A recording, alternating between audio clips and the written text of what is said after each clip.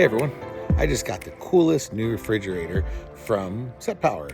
Now, I got one last year that I ended up using, and we're going to try to go ahead and take this one out now, unbox it, take a look at it, then I'm going to go take it shopping and see how it holds the cold when I start loading it up with food. Let's go. As soon as I started opening it up, it became clear that once again this arrived well packed and without damage. Lots of styrofoam and a good thick box.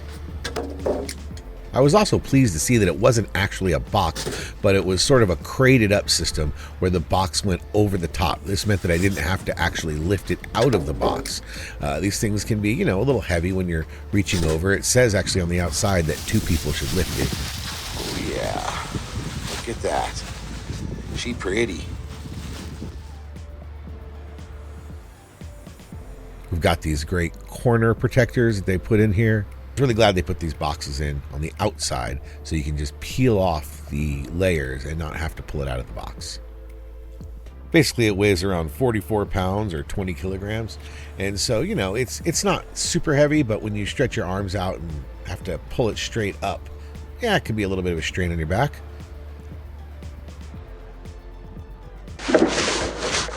The handles are recessed and nice and flush. The fact that the handles are flush is going to make this a lot easier to store when we put it into the truck and into the trailer.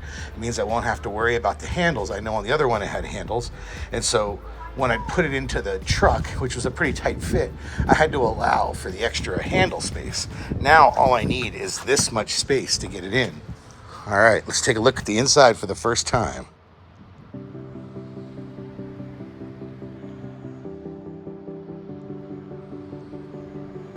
Oh, wow, I already see some additional features that weren't in the other one. Now in here, we'll open this up in a second. This is clearly going to be the box with all of the accessories in it. Let's put this aside for just a second. Once again, they put the troubleshooting guide on the inside, so you're not going to need the instructions if you're trying to figure out what's wrong with it. This is interesting. This is new. This has a metal case in what I guess would be the fridge. I mean, it's the larger one. You can really make either one the fridge, but in this case, usually the larger one is the fridge and the smaller one's the freezer. Try to get this out. There we go. Clearly it makes it easy to pull everything out and stack it in here and put it in. We've got a drain hole in the bottom. That's something that wasn't in the other one, and it is sometimes difficult to clean out.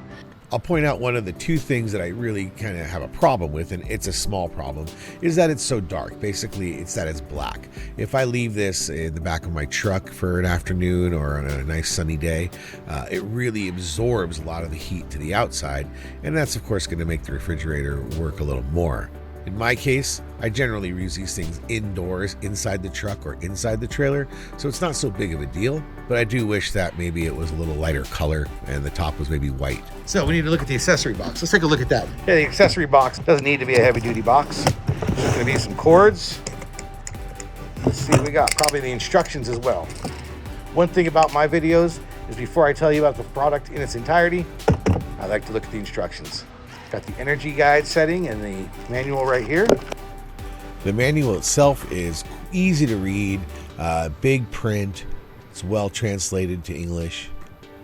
And it did have some warnings in there, like just because it has that drain hole, you don't want to actually use ice or liquids in this cooler. It's not designed for that. That drain hole is just for if you need to, clean it out or some liquids have spilled in there and you need to drain it out. It has all the stats, which we can go through right here. Basically, this is the DT55. So the size is 25 by 16 by 23 inches. It holds around 56 quarts. Like I said, it weighs around 44 pounds. It runs off DC 12 volt and 24 volt. And here are a whole bunch of cables. We've got some mounts. I'll have to look into what this is. Again, always want to read the instructions. The accessory kit comes with a manual, a 12 volt car plug, a 110 AC plug, and it also comes with these 4 clips that you can attach to the sides if you want to have tie downs and really fasten this fridge down in the back of your Jeep or your truck. I think what I'm going to do now is throw a thermometer on the inside, go plug this in, and take a look to see how fast does it cool down, how cold does it get. Let's see how this thing performs. Then I need to go do a shopping run, so I might as well take this with me and see how well it works for doing a little Costco run or a shopping run. Not sure where I'm going yet, but we'll take this shopping, see how it does. I like it. It's worth noting that SetPower didn't actually pay me for this, and this is not a paid review. They did give me this, and I get to keep it, but really they never gave me any instructions on how to review it, and they let me just give my honest opinion, and I think that's really good. That's a good way to do business. I appreciate that from SetPower. It had a really sleek look, a very durable sort of plastic shell to it. Has that rugged, rough sort of grippy surface to it, as well as, of course, the top. The display is fairly simple and intuitive. You have a left bin and a right bin. It shows you the temperature that it currently is at. When you press the up and down arrows, it will adjust the target temperature. Each one will light up one at a time, showing you whether the left side or the right side is cooling down. It doesn't seem to cool down both sections at once, but oscillates between the two. The battery protection section allows you to protect your battery if it starts getting low. So this basically is how aggressive do you want the battery protection to be, whether you want a high level of battery protection or a low level. Make sure you read the instructions to understand how that works. The compressor speed can reduce the draw by going to a minimum compressor speed. The on-off button is pretty simple and self-explanatory. Well, it's time to plug it in and get this thing cooled down. It's currently at room temperature, plugged into the AC in my studio. And the way you turn it on is you just hold the power button for a couple of seconds. You can turn this thing on and it operates on the default settings right out of the box. So you don't actually need to change anything to just start cooling it down and using it. It tells you what the temperature is, but if you start to press the buttons to change the target temperature, then it changes to the target temperature while you're pressing the buttons. A few seconds after you let go of the buttons, it reverts back to the thermometer, if you will. In just over an hour, we went from 71 degrees Fahrenheit or 21 degrees Celsius all the way down to -4 degrees Fahrenheit on the freezer side and 32 degrees on the fridge side, or 20 and 0 Celsius. This is an amazing performance, and I actually checked with thermometers to make sure that this was being accurate, and it is in fact accurate. Amazing. One thing I didn't notice until I started cooling it down was there's actually an interior light on both sides. So when you open it up, you get a fridge light, just like a regular fridge. All right, well, it's time to go to the store and get some food to make a barbecue. And I'm gonna take this with me so we can keep it cool. Now in the back here, I've got an all-Power's power station, and I've actually got an all-Power solar panel on the top there too. So it's always charged, ready to go. I'm gonna plug this in. I'm just gonna use the AC since I was already had that plugged in from the test. There we go. Here we go. And I'm gonna go fill it up with some fresh fruit, some food, and go make a barbecue, because it's Easter weekend. All right, let's go ahead and load up the app that comes with this. You can just scan the QR code that's on the front, load up the app. It's both Apple and Android.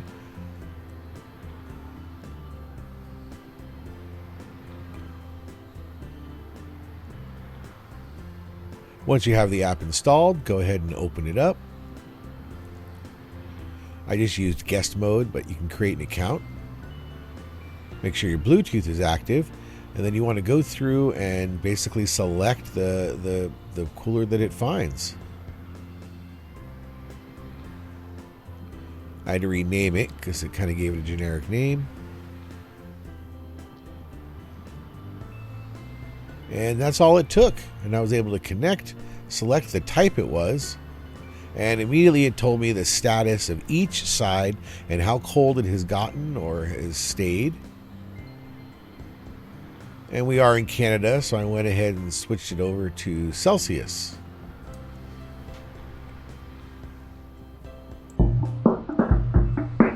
Let's go shopping. Not quite enough to fill it up, but let's go ahead and put what we got in there anyway. It's nice and cold in there.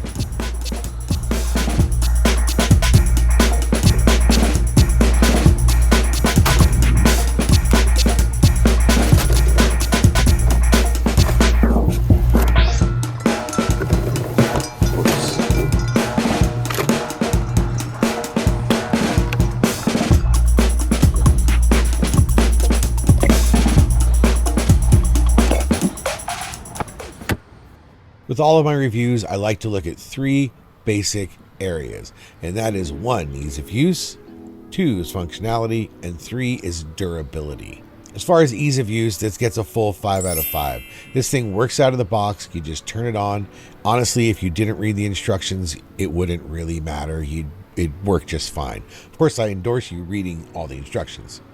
Durability, again, this thing is solid. And with my previous experience with the PT35, it makes me even more confident in the durability of this product.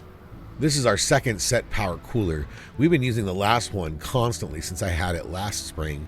We've used it in the truck, we've used it in the trailer. I've been a little rough with it, and it's been perfect. It really hasn't had any flaws or failures. It's kept everything as cold as I asked of it. And functionality. Again, I mentioned that I had 2 complaints. One I already talked about, and that is the fact that it has a black top. The second thing, and I think I mentioned this in my last review for the PT35, is simply that the power cable is in the wrong direction. What I mean by that is there's a right angle to the plug where it plugs in, and most people are going to run the cable behind the cooler. They're not going to run it in front of the cooler. So as a result, you have to plug it in and then loop the cable back to behind. Really, it should just be reversed 180 degrees so that the cable naturally flows to the back of the cooler. But that's the smallest of complaints. Really, this thing is awesome. I love it. I like it even more than the previous generation. I like that it goes into a deeper freeze than the previous generation. Of course, it's a little larger, but that was just my choice when they offered me the options.